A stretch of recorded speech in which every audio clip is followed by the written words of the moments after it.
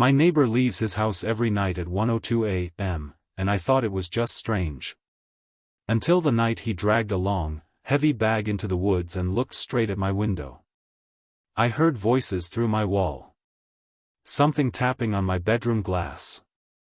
And then a whisper, "You shouldn't watch. You should run." I survived. But he, and the thing following him, aren't gone. But stories have a way of clawing themselves free. And so here I am, sitting at my desk past midnight, telling you about the neighbor who always went out at night. Not sometimes. Not often. Always. Every single night, without fail, at the exact same time, 2 minutes past 1 in the morning. I used to think routines were comforting. That was before his routine nearly killed me. I moved into the cul-de-sac in early autumn. The kind of season where the wind smells faintly of dying leaves and the sky hangs low and swollen with rain. I was lonely back then, freshly divorced, newly relocated, clinging to the hope that a change of scenery might stitch my life back together. The house next door looked ordinary enough. Gray siding. Small porch. Overgrown hydrangeas. Nothing about it whispered danger. And then I saw him. A tall man, maybe mid-40s, dressed in a long coat that brushed his calves. His hair was dark and messy, like he cut it himself. But it wasn't his appearance that unsettled me, it was the way he walked.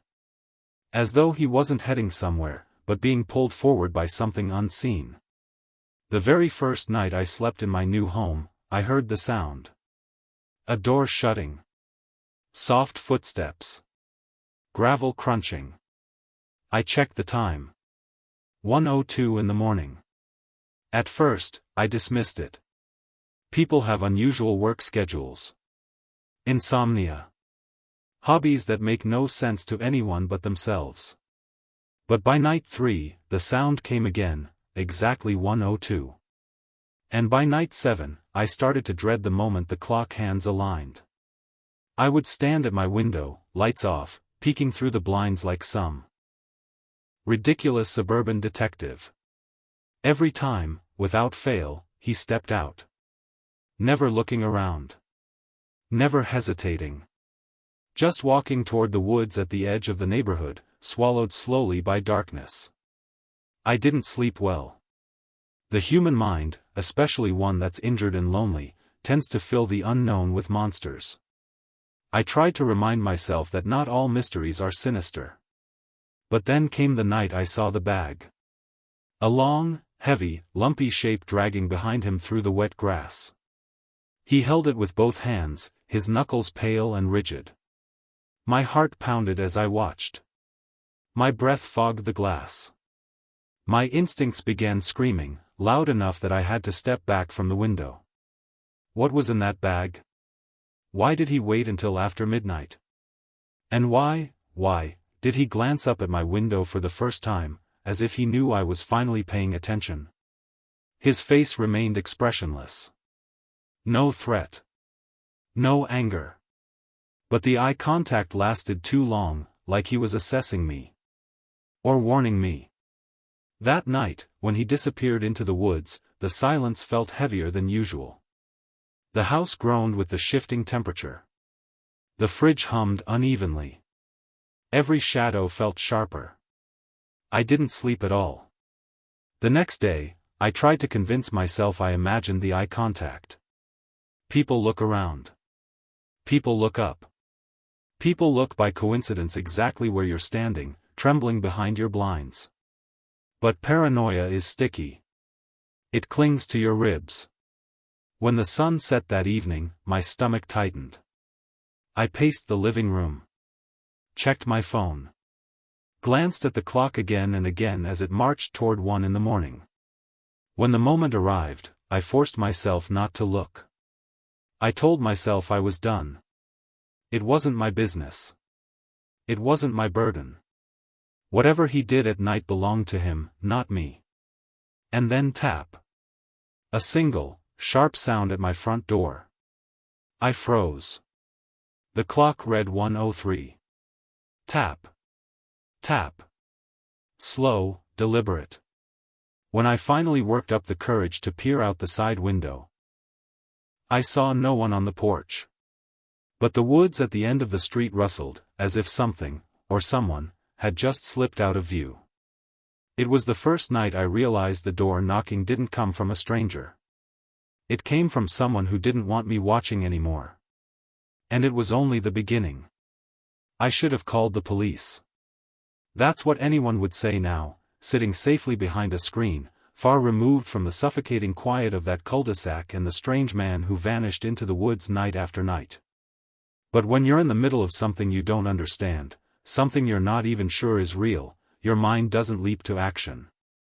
It sinks into hesitation.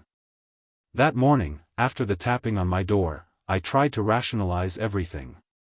Maybe it was a kid. Maybe it was the wind.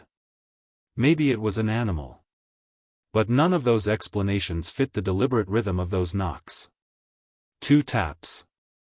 A pause. 2 more. Like a signal. Or a warning. I made coffee I didn't drink. Toast I didn't eat. Work emails I couldn't focus on. The neighbor's house sat quiet and plain, the curtains closed as always. I'd never seen a single light turned on inside, even in the evenings. It was as if the house didn't want to be looked at. Or maybe no one wanted to be seen inside it. By sunset, anxiety clung to me so tightly it felt like a second skin. My heartbeat followed me around the house, thumping behind every door, echoing in every unlit corner. I kept telling myself I wouldn't look out the window tonight. I wouldn't. I absolutely would not. But obsession is a kind of gravity. When the clock hit 1:01 in the morning, I was already at the window, hiding behind the blinds like the frightened coward I'd become. 1:02. The front door of his house opened. He stepped out exactly as he always did, slow, mechanical, as though each movement was following an invisible script. Coat. Boots. Shadowed face. The air seemed to distort around him, a ripple of cold sliding over the street. I shivered and pulled the blinds closer to my cheek. But this time there was no bag. Instead, he held something small. A lantern. Old-fashioned. The kind people carried in stories where things went wrong in the woods. As he moved toward the tree line, the lantern's dim, flickering light revealed footprints, rows upon rows of them, leading into the darkness. Some were fresh. Many were old. All of them were his. The path seemed carved by obsession. But then something changed. Right before he reached the woods, he stopped. Dead still. My chest clenched. His head turned slowly, agonizingly, to face my window. He wasn't just looking near my house. He was looking right at me. As if he'd been expecting me. As if this moment was part of his nightly ritual. I stumbled backward, heart racing so hard the sound drowned out everything else. I waited for him to move. To take another step. To disappear. But he didn't. For the first time since I'd moved in, he deviated from his ritual. He lifted the lantern, holding it up to illuminate his own face. And I swear, on everything I have left, that his eyes were fogged over like someone drowning underwater. No whites. No pupils. Just a pale sheen like glass reflecting a world I could not see. My body locked. My throat tightened. Panic ripped through me like a knife. He lowered the lantern, turned away, and walked into the woods without another glance. But the tension in the air didn't leave with him. It stayed. Thick. Watchful. Wrong. I don't know how long I stood there. Minutes. Maybe an hour. Eventually, I crawled into bed fully clothed, exhausted but unable to sleep. Every sound made me flinch. Every shadow felt heavier. And just when my eyelids began to sag, when the silence finally felt almost safe, a whisper came through the wall. Not from the hallway. Not from outside. From the wall I shared with the neighbor's house. A low, dragging voice. Male. Breathing between each word. You shouldn't watch. My blood froze. Solid. I bolted upright, staring at the wall inches from my bed. I pressed my ear against it, trembling so violently I nearly fell over. Silence. Then, not yet. A rasp. A warning. Close enough that the drywall felt warm under my palm. I choked on air, stumbling backward until I hit the opposite wall. The whisper echoed in my skull.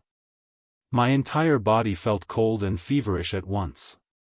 I didn't sleep the rest of the night. The next morning, sunlight did nothing to calm me. I left the house. I walked for hours. I tried to remind myself that sleep deprivation does strange things. That fear can manufacture voices. But deep down, some animal part of me knew, that wasn't imagination. Someone had spoken through the wall. And that someone had been waiting for me to listen. I didn't go home until late afternoon. I walked aimlessly around town, drifting through cafes and parks and anywhere filled with people, living, breathing, normal people, just to forget the voice that slid through my wall like smoke. But dread has a way of sticking to the ribs. No matter how hard I tried, a single question circled my mind: how long had he been listening? By the time I returned to the cul-de-sac, the sun was sinking behind the tree line. The neighbor's house stood silent, blank, indifferent. Nothing about it looked threatening in daylight, and I almost, convinced myself that the voice was a hallucination. Then I noticed something new. Mud. Smeared across the siding near the shared wall. Not random splatters, handprints. Long, narrow fingers dragging downward, leaving streaks like something had been clawing its way up the exterior of the house. My stomach twisted. I took a step forward, and stopped. Because the prints weren't leading away from the woods. They were leading toward my house. A chill washed over me. Every instinct I had screamed at me to run, but fear rooted me to the ground. I forced myself inside, locked every door, and sat with my back against the couch until dusk slipped into full dark. By 12:30, I was pacing. By 12:40, I was shaking. By 12:50, I was praying to hear nothing, no tapping, no whispering, no footsteps. At 1:02 in the morning, his door opened. Even from across the street, I could hear it, a faint, cold creak that sliced through the night. I crouched beneath my window, peeking through the blinds with trembling fingers. He stepped out in the same coat, same boots, same hollow, fogged eyes gleaming beneath the lantern's glow. But tonight, he wasn't alone. There was movement in the doorway behind him. A figure. Small. Bent. Hands gripping the frame as though learning to stand for the first time. My lungs emptied. I blinked hard, once, twice, but the shape remained. A person, or the remnant of one, lingered in the shadows of the neighbor's home. The tall man didn't turn to acknowledge it. Didn't speak. Didn't look. He just waited. As if giving it permission. Slowly, the figure stepped out of the house, and the porch light flickered. The shape seemed to glitch, like its outline lagged behind its body. Features blurred, limbs too long, joints bending with a soft popping that carried across the quiet street. It wasn't human. Not anymore. It followed him, drifting behind like a shadow unsure of how to belong. Together, they walked toward the woods, silent and synchronized. The lantern swayed. The crooked thing shivered in its dim glow, as though the light was both guiding and restraining it. Halfway to the trees, the tall man stopped. And both of them turned directly toward my window. I ducked instantly, heart slamming against my ribs so hard it hurt. The air thickened. My breath felt trapped in my throat. After several excruciating seconds, I forced myself to look again. They were gone. Vanished into the woods without a sound. I should have been relieved. I wasn't. Because something else had changed. From the forest came a rustling, slow at first, then louder. Branches snapping. Leaves shifting. Something moving through the undergrowth in the opposite direction. Coming toward the houses. Toward me.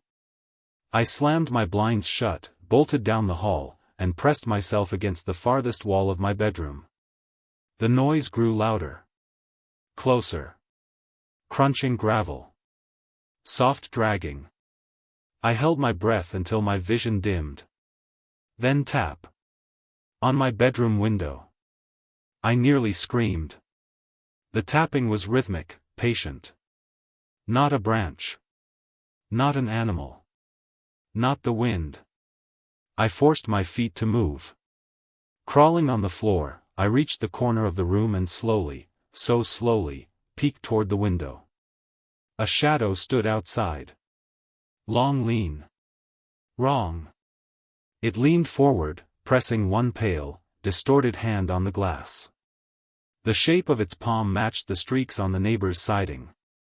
And then, through the pane I heard it.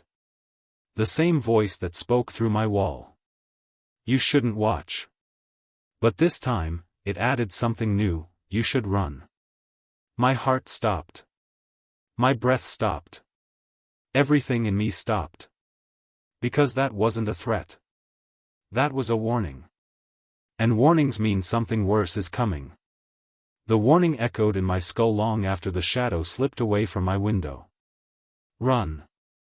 Run where? Run from what? Run before who returns? For several minutes, I couldn't move.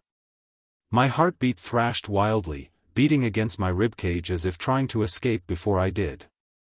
The house felt smaller than ever, shrinking, warping, compressing around me like a tightening fist.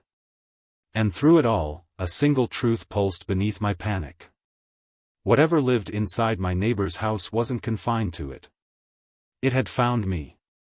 And the tall man, the one who walked into the woods every night, had known this would happen. When I finally forced myself to stand, every bone felt hollow. I grabbed my keys, my backpack, and nothing else. The rational part of my brain kept whispering that I was overreacting, imagining the whole thing, that trauma had turned the shadows into monsters. But another part, the instinctual part, knew the tapping on the glass wasn't a hallucination. It knew the voice wasn't in my head.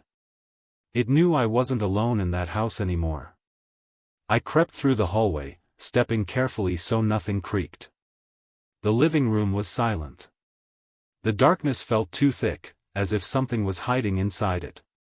When I reached the front door, I hesitated, gripping the doorknob so hard the metal bit into my palm. Then a sound drifted through the wall. Breathing. Slow. Wet. Clothes. Something was in the house next door. I could feel its presence bleeding through the drywall, pressing against the boundaries between us. And with every passing second, the breathing grew louder. I twisted the knob and slipped outside just as a voice whispered, "Don't leave." I ran. No plan. No hesitation. Just pure animal terror tearing through my body. The night was cold enough to burn my lungs. I sprinted across the lawn, past the street lamp that flickered like a failing pulse, past the row of houses that slept through the nightmare unraveling in their quiet little cul-de-sac. But halfway down the road, I heard footsteps. Not the tall man's steady pace. Not the dragging shuffle of the distorted creature. These were fast. Following. I didn't look back, I couldn't. Something primal warned me that to see whatever chased me would shatter something inside me permanently. I ran harder, my legs screaming, my breath turning ragged. Then the footsteps stopped. Silence snapped behind me like a broken bone. Slowly, horribly, I turned. Nothing was there. Just darkness. Stillness. A quiet so deep it made my ears ring. But the woods, those silent, ancient woods, rustled. Not loudly. Just enough to say, "We saw you. We know. We're not done." I stumbled backward, nearly falling.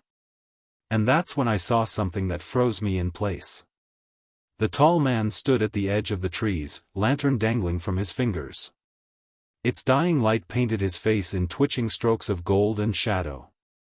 And behind him, towering over him, was the shape. The creature. Only now its form was clearer. It had a human silhouette, but stretched, fractured, as though stitched together from pieces that didn't match. Its face floated like a mask, hovering inches away from where its skull should have been. And both of them were staring at me. Waiting. I expected them to approach. To chase. To finish what they started. But instead, the tall man raised the lantern just slightly. A gesture. A signal.